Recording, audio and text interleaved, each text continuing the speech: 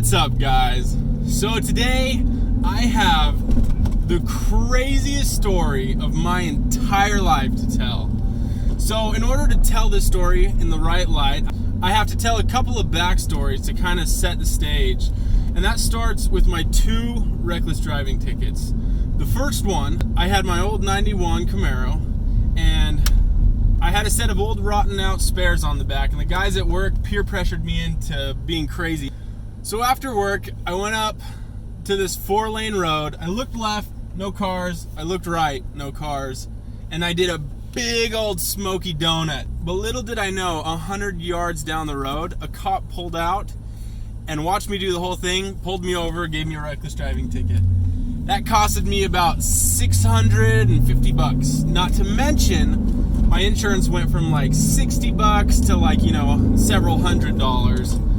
So the other one, I had my old red, white, and blue FZ09, and I was on my way home, and there were some construction cones on this old highway that I would go on, and I just got bored and started weaving in and out of them. And at one point, I let go of the handlebars and cracked my back, and sat on the gas tank and spread my legs because my man parts were hot and it was hot. But little did I know, a little old lady was recording me the entire time I was doing this. She sent me into the cops. She called me into the police, and then a cop showed up at my house and said, "Hey, we've got reports of this bike doing this stuff. Was that you?" And I kind of got nervous and was like, yeah. And all right, here's your ticket. And so another, $650 ticket. I had to get an attorney involved, and so it ended up costing like $800-900. So needless to say, I know the pains of what a big nasty ticket feels like. So I've had a few motorcycles throughout my life, but by far the fastest and the craziest one I ever had was my FZ09. This thing was freaking crazy fast. I mean, we're talking a 0 to 60 in 2.7, 2.6 seconds.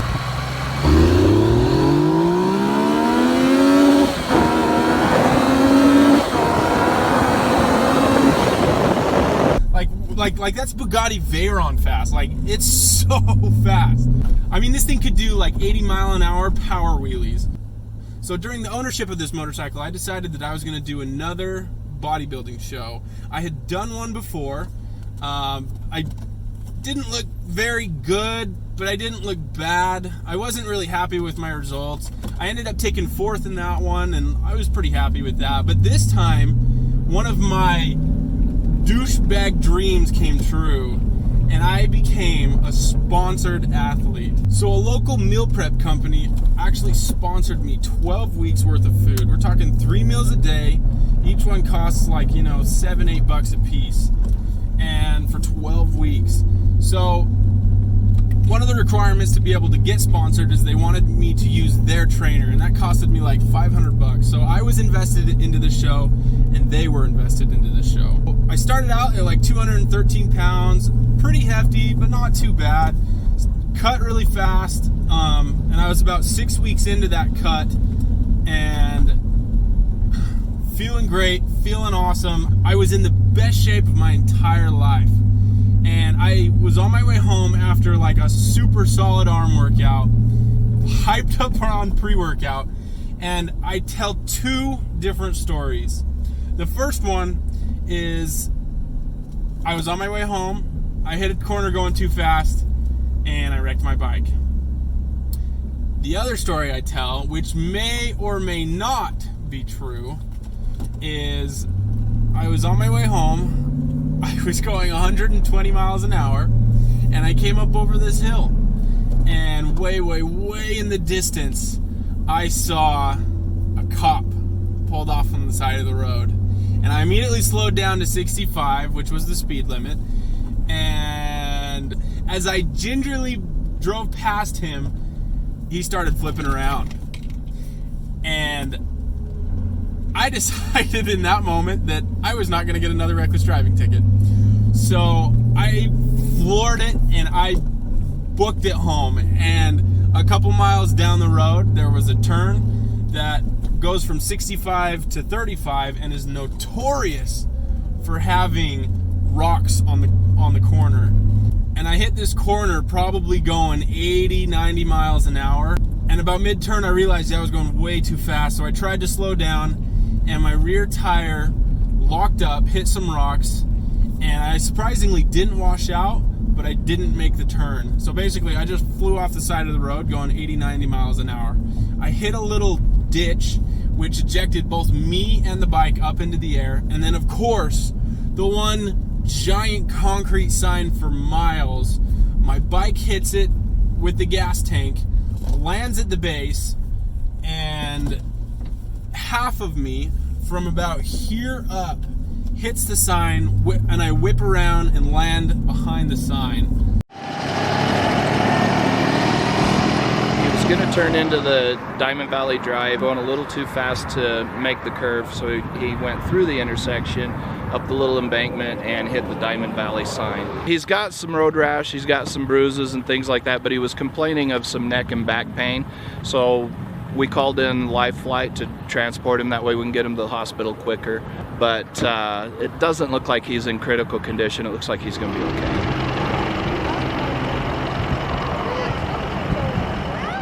So, supposedly, I was talking to people after the crash and saying words. I don't remember them. The only thing that I remember is, oh crap, I'm not going to make this turn, and then nothing, black. The only thing that I kind of sort of remember is like this really violent, but vague memory being in the helicopter and thinking to myself, like, holy crap, that thing's really loud. But that's it. So I woke up in the hospital, my mom was there, my clothes were cut off of me, and I was in a neck brace. Yeah, I'm just here broken in the hospital, just getting milkshakes. Got milkshakes, huh? Spoon fed to me. The doctors told me that I had 8 broken ribs, there was some bleeding in my brain, and I had a concussion, and I had some road rash on my leg, so the impact squoze my chest so hard that one of my lungs actually popped. The doctor told me that it was going to be 8 weeks until my bones were healed, and I remember doing the math in my head, like, yeah, I bet I could still do a rear lat spread at 6 weeks. So I annoyed the nurses enough that they ended up kicking me out, so I am home free. I currently have 8 broken ribs, which you can't really see anything, but other than that, I had some bleeding in my brain. Yes, I was wearing a helmet, and I had one of my lungs, an air pocket got punctured or something. But the lung thing healed up pretty quick, and the brain bleeding did not persist or get any worse. So now I'm 6 weeks out to a con. So I decided that I was still going to do the show. The first week was absolute hell. I hurt to walk, it hurt to breathe, it hurt to sleep. Laughing was death. Sneezing was ultimate death. And it just hurt. Alright, look at this thing. It's freaking torture.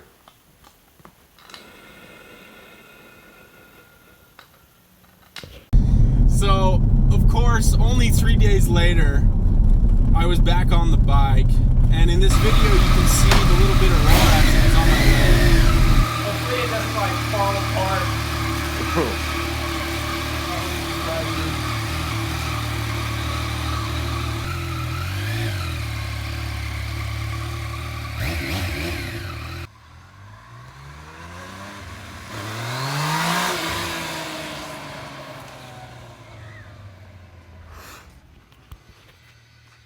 Will Hayden ever learn his lesson?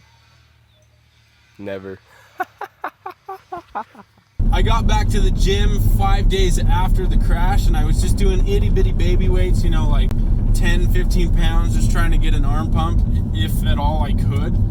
So I just kept going with the cut, and I got skinnier and skinnier, and by the end of the 6-week contest prep, I was doing like 2 hours of cardio a day and working out every day, and like it was freaking tough. One of my other big douchebag dreams is I always wanted ab veins, and this contest prep I got that. I got so shredded that my freaking abs were like crazy looking with all these veins.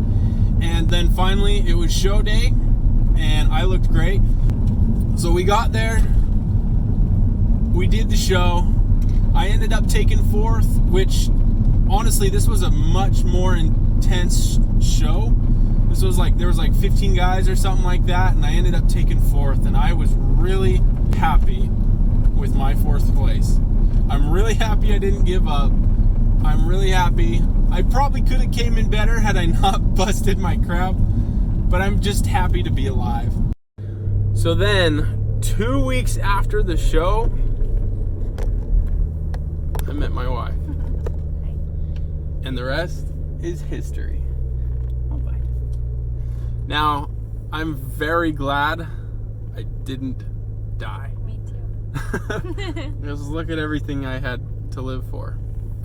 So, sometimes you might think that it doesn't get better, but then it does. And you got reasons to live. So, don't drive your motorcycle with a death wish. You don't know what you'll be missing out on. See you guys. Don't forget, like and subscribe for more crazy dumb decisions by me and more of my cute wife and my cute baby. See ya.